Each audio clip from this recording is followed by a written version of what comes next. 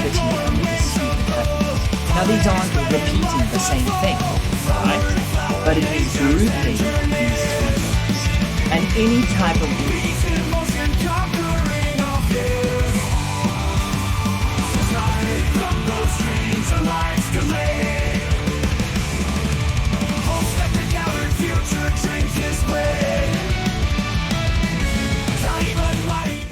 So, as we continue on our journey of persuasion, it's important to understand that different speeches obviously have different conventions, but overall, speeches usually, they use the same tools. So the difference in the different conventions that speeches use are quite slight, quite small, slight. Okay, so something that all speeches, generally, I don't want to say all speeches whatsoever, but I would say that most speeches have some kind of rhetorical devices. I have not personally ever heard a speech which doesn't have any rhetorical devices, but I am very reticent to make sweeping statements always. So I'd like to explore some rhetorical devices that we might find, and then look at a couple of examples. Then I'd like to look at the different features of different speeches. What features different speeches have when it comes to a commemorative speech, an informative speech, a political speech, a motivational speech.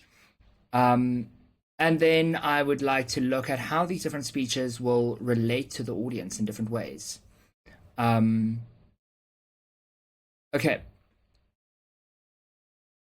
So the first rhetorical device I want to look at is ethos. So ethos, pathos, and logos are I have a bit of an obsession with it because I'm slightly obsessed with Plato. So your ethos really builds your credibility as the speaker, as the person presenting the speech. We want to create some kind of ethical appeal. So we want to look attractive from an ethical standpoint. Why should they trust us? Why should they believe in what we are saying? Why should you right now, this is a speech, why should you right now believe in what I am saying? How? And so ethos is going to encompass the different things that would make me as a speaker more trustworthy to you, seem more authoritative. And it comes from the Greek word ethos, which means character or custom. Okay, so we're really looking at my character here. We're looking at the speaker's character. So in Martin Luther King Jr.'s speech, his I Have a Dream speech, he talks about his role as a pastor and the principles of the nation's founders to build this credibility. He says, 50 years ago, a great American, in whose symbolic shadow we stand by, signed the Emancipation Proclamation. So he's calling on the ethics of, he's calling on a greater power, really. And he's kind of forcing people to make some kind of ethical decision here. So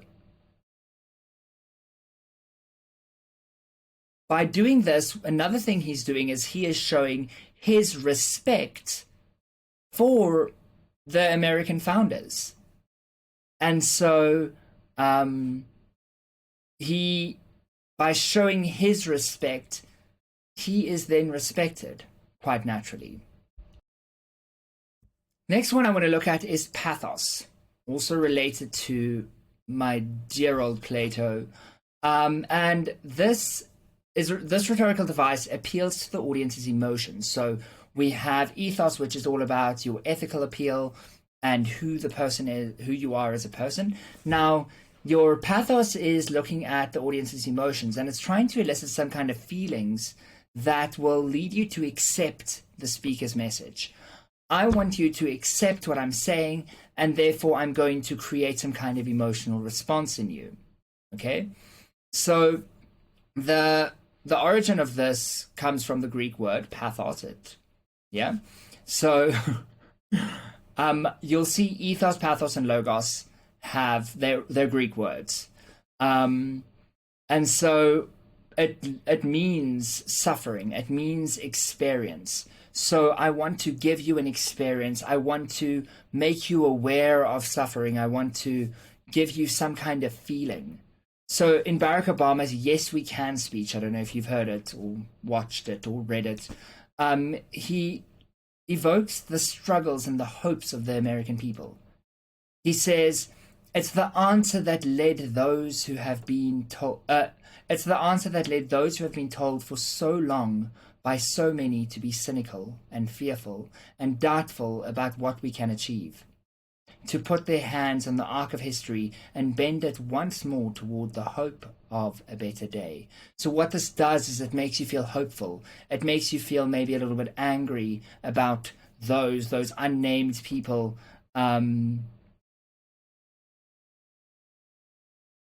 those who have been told for so long by so many. So those who have been told for so long, we're presuming that's the audience. They've been told by so many, just people all around, and probably politicians, to be cynical, fearful, and doubtful about what we can achieve.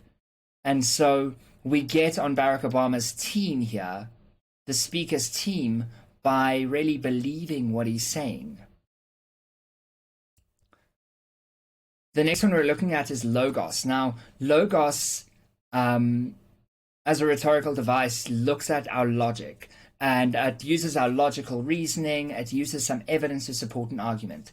So some say it's just facts and statistics, but it's far more than that. If we look at the etymology of logos, translating it to English, it means the word, the reason, the plan. Okay, the logos means the written word. It's some kind of very practical outworking. So Winston Churchill's "We shall fight on the beaches" speech, he's trying to use some logical reasons to get Britain to continue in the fighting. So he says, even though large tracts of Europe and many old and famous states have fallen or may fall into the grip of the Gestapo and all the odious apparatus of Nazi rule, we shall not flag or fail. Okay? So he is very aware. He's not trying to sway them to ignore these facts. He's saying these facts are true. There are large parts that have fallen away. He's using logic, and he says, despite that, we're not going to raise our flag. We're not going to have the white flag of surrender waving. We're not going to fail. So this is kind of an unconventional way of looking at logos, and I wanted to use this one because it's not immediately obvious how it is creating some kind of reasoning, how it's bringing facts, but it is because it is aware of the situation, and the awareness of the situation is rhetorical. Our next rhetorical device that I want to look at is a metaphor. So a metaphor makes a comparison between two unlike things by stating that one is the other. So by doing that, it highlights the similarities. So if I say, you are a summer's day, you are not actually a summer's day unless I'm speaking to the summer's day.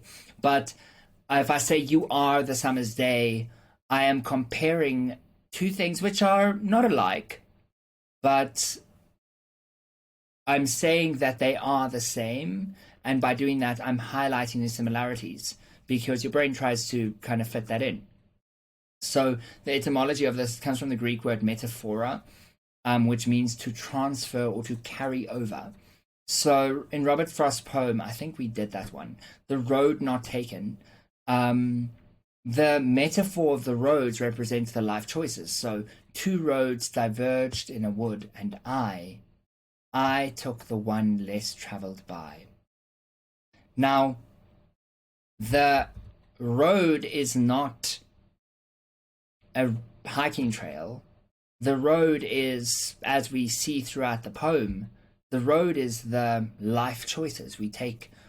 We choose to go on the path that's most traveled, that most people go on, or we choose to take the path that less people take.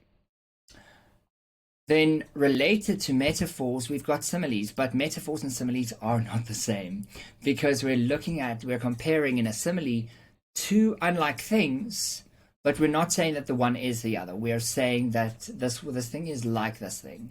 Your eyes are like dog poo. So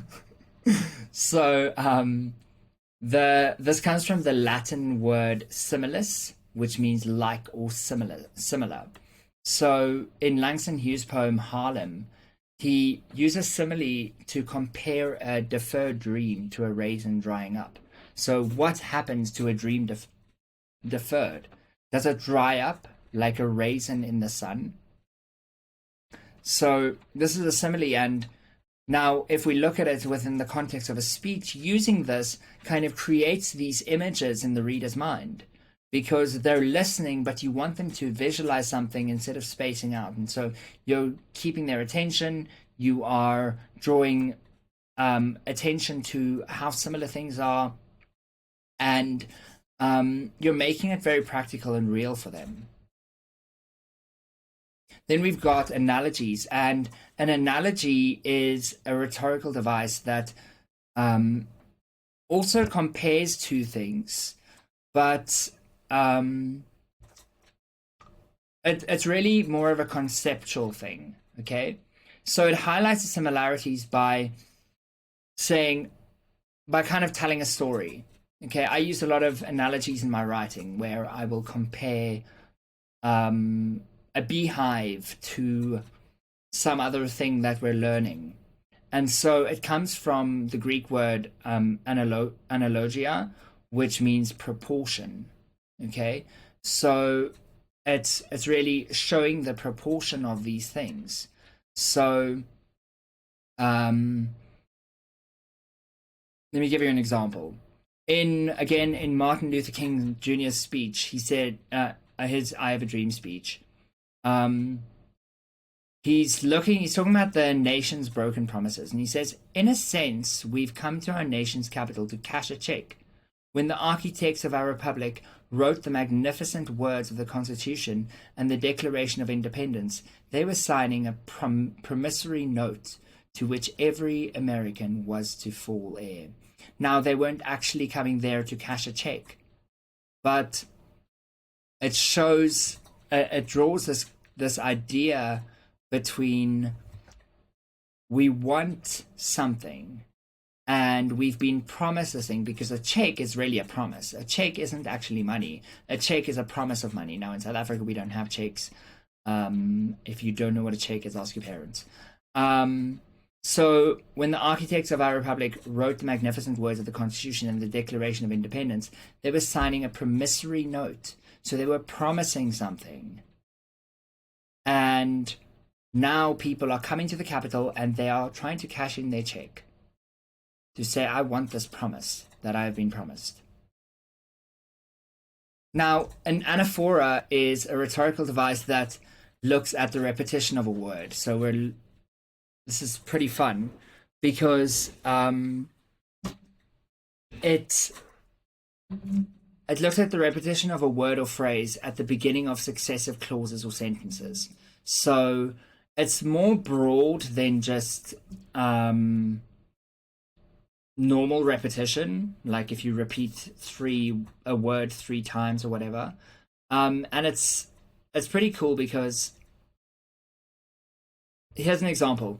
We shall fight on the beaches, we shall fight on the landing grounds, we shall fight in the fields and in the streets, we shall fight in the hills, we shall never surrender. And so even when we see there, we shall never surrender, in our heads we've got this idea of fighting. And so the we shall fight kind of repeats in your head to the point that when we say we shall never surrender, we see fighting as synonymous with not surrendering. Because another synonym for not surrendering is never surrendering is being defeated. When you are defeated and everyone is dead, then you can't surrender either. But if we read this is Winston Churchill's speech. If we read this, we have this idea of we shall fight in our heads already. So it comes from the Greek word anaphora, and it means carrying back. So to carry something back. So we're just carrying it back. So when we get to the end, we're referring to the things that already happened. An anecdote is a short and interesting story about a real incident or person. So I use anecdotes a lot about my kids in my emails that I send out. And it comes from anecdoton, probably anecdote. I'm not anecdoton. I'm not totally sure, but it's a Greek word. And it means unpublished or not given out. Okay, so it's really telling a real incident, but it's trying to inject some kind of personal experience into a speech. And so by doing this, we really connect with the reader as a speaker. We really connect with the listener. But we use it as almost a way to illustrate what we're saying. So in Steve Jobs had in his Stanford commencement address, he said, again, you can't connect the dots looking forward. You can only connect them looking backwards. And in order to actually explain this point, he has this whole story that he tells about his life. And so he's just trying to say, okay, it's only after the experience that you can actually look back and see how one thing led to another. But he uses the story as a tool. Another thing that most speeches will use is some kind of inclusive language. So they'll use words that will include the audience. It will foster a sense of unity. It will make the audience feel like they're part of the message. So the word inclusive comes from the Latin word inclusivus, and it means that encloses. So in Emma Watson's he for she campaign speech, she uses a lot of inclusive language to create a sense of this collective effort of everyone working as a team. So we want to end gender inequality, and to do this we need everyone to be involved. So she's wanting everyone to be involved, and so she uses the words we. Okay, she's saying we want it, you are included in what we're wanting. And so in order to do it, we together, all the people who want it, need to work towards making that happen. Alliteration is also super common, and alliteration is a repetition of the initial consonant sounds in a series of words.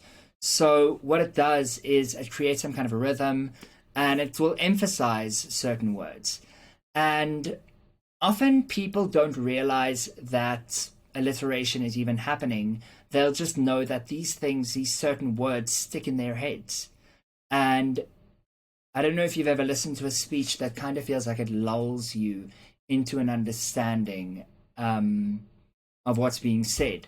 But that really is what alliteration does, it creates this rhythm. So it comes from the Latin word ad, which means to, and litera, which means letter. So it means to letter. Okay, so in Edgar Allan Poe's The Raven, he uses alliteration to create a musical quality to it, and the silken, sad, uncertain rustling of each purple curtain. Okay, so it creates this atmosphere, just the way that we're using the sounds in the in how we're speaking. And you'll see that in my ClickPo thing, one of the P in ClickPo is phonological devices.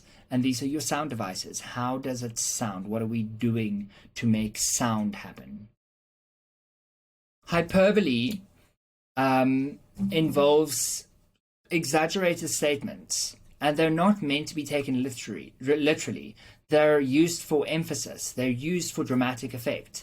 So if I tell you, I am so hungry I could eat a cow, I promise you, and there is no day that I'm that hungry. Like, I've never been that hungry in my whole life that I actually would eat a whole cow. But now the term the term hyperbole is a Greek word, and it means excess or exaggeration. Okay, so hyper, you can kind of break it up like that. Hyper means very much. Hyperbole means excess, exaggeration. So in Shakespeare's As You Like It, he speaks about the depth of love by saying all the world's a stage and all the men and women merely players. And that is very exaggerated. It's not only hyperbole, but it is a form of hyperbole. It's a very subtle form of hyperbole that people don't necessarily pick up on. I wanted to find things that were a little bit less basic. But all the world's a stage, where that's a metaphor. Okay. Now, within that metaphor, we're also exaggerating. Okay. So you don't have to play the game at every moment of the day that is hyperbolic, but it really creates that feeling. It has that dramatic effect to it. We all know this quote, even if you aren't very aware of Shakespeare and what Shakespeare said. Now, rhetorical questions are some of my favorite and least favorite things that people do in speeches, because people don't understand what they're doing.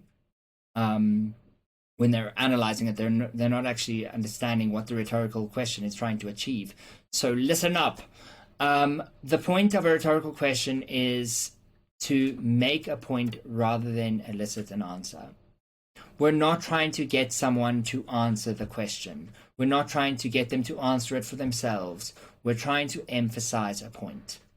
So we can assume that if I ask a rhetorical question, I have either already answered the question or I will answer the question as I'm going, but it's not about the response. It is to make a point. That is the goal of a rhetorical question. Okay?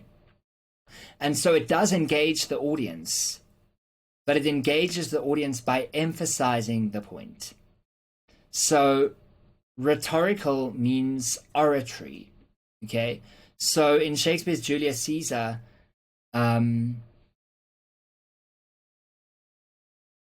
he says, "Did this in Caesar seem ambitious?" It was assumed that it did not seem ambitious. But what he did here, what he did here was he really cast a doubt on Brutus's claims. And so be careful how you're using your rhetorical questions.